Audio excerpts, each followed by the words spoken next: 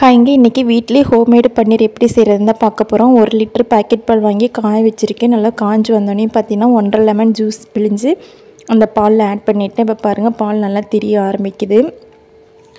இந்த மாதிரி நல்லா கரண்டியில் நல்லா கலக்கிக்கிட்டே இருக்கும்போது பார்த்திங்கன்னா அந்த பால் வந்து நல்லா திரிய ஆரம்பிக்கும். தண்ணி தனியாக பால் தனியாக திரிஞ்சு வந்திருக்கு பாருங்கள். 1 லிட்டருக்கு 1.5 லெமன் கரெக்டாக இருக்கும் ஜூஸ் பிழிஞ்சு ஊற்றினோம்னா. இந்த தண்ணி பார்த்திங்கன்னா வேஸ்ட்டு பண்ணாமல் நம்ம வந்து சப்பாத்தி மாவில் பிசைகிறதுக்கு யூஸ் பண்ணிக்கலாம். ரொம்ப சத்து இதில் தான் நிறையா இருக்குது அந்த தண்ணியில். இப்போ வந்து ஃபில்ட்ரு பண்ணிக்கிறேன்.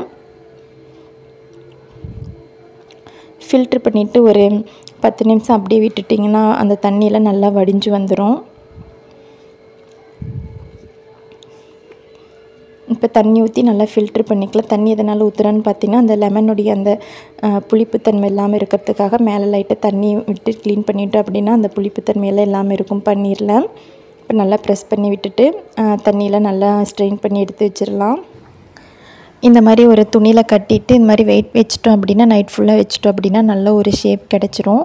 அப்படி இல்லைன்னா மார்க்கெட்லாம் பார்த்திங்கன்னா ஒரு ஸ்கொயர் ஷேப்பில் டாட் வச்ச மாதிரி ஒரு கப் இருக்கும். இந்த மாதிரி வைக்கிறதுக்கு அந்த கப்பில் வச்சு மேலே ஒரு வெயிட் வச்சிட்டோம் அப்படின்னா நல்ல ஒரு ஸ்கொயராக வந்துடும். இப்போ பாருங்கள், நல்லா ஸ்பாஞ்சி பார்த்திங்கன்னா பன்னீர் நம்மளுக்கு வந்து கிடச்சிருச்சு. ஈஸியாக பார்த்திங்கன்னா நம்ம வீட்டிலே செஞ்சிடலாம். இந்த மாதிரி ட்ரை பண்ணி பாருங்கள். இப்போ ஓப்பன் பண்ணி பார்க்கலாம். நல்லா தண்ணியெல்லாம் ஸ்ட்ரெயின் ஆகிட்டு நம்மளுக்கு பன்னீர் பார்த்திங்கன்னா நல்லா வந்துருச்சு. இப்போ இதை வந்து நம்மளுக்கு எந்த ஷேப் வேணாலும் நம்ம வந்து கட் பண்ணி ஒரு 2 நாள் ஒரு 3 நாள் பார்த்திங்கன்னா ஃப்ரிட்ஜில் ஸ்டோர் பண்ணி வச்சுக்கலாம். இந்த 1 லிட்டர் பாக்கெட்டில் பார்த்திங்கன்னா எனக்கு ஒரு நாளைக்கு சமைக்கிறதுக்கு வேணுங்கிற பன்னீர் வந்து கிடச்சிருக்கு. கட் பண்ணும்போதே பார்த்திங்கன்னா அவ்வளோ சாஃப்டாக இருந்தது. நல்லா ஃப்ளஃபியாகவும் இருந்துச்சு பன்னீர். கையில் எடுத்து பார்க்கும்போதே பாருங்கள் அவ்வளோ ஒரு சாஃப்ட்னஸ் இருக்குது இந்த பன்னீரில். மார்க்கெட்லலாம் பார்த்திங்கன்னா நிறையா கெமிக்கல்ஸ் அந்த மாதிரிலாம் நிறையா வந்து யூஸ் பண்ணுவாங்க. நம்ம வீட்டிலே செய்கிறதுனால பார்த்திங்கன்னா ஹைஜீனிக்காக வீட்டிலே பன்னீர் நம்ம வந்து ரெடி பண்ணலாம்.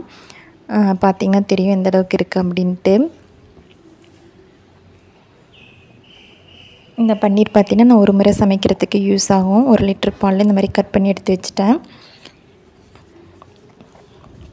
குழந்தைங்களுக்கெல்லாம் பார்த்திங்கன்னா இந்த மாதிரி பன்னீர் விரும்பி சாப்பிட்ற குழந்தைங்களுக்கு இந்த மாதிரி செஞ்சு கொடுத்தோம் அப்படின்னா நல்லா சாப்பிடுவாங்க, நல்லா விரும்பி சாப்பிடுவாங்க. ஹை ப்ரோட்டீன் வேறு இதில் நிறைய ரிச்சாக இருக்குது. அதனால் ரொம்ப ஹெல்த்துக்கு நல்லது கூட. நான் வந்து சப்பாத்திக்கு வந்து கிரேவி பண்ணியிருந்தேன். பன்னீர் பட்டர் மசாலா தான்.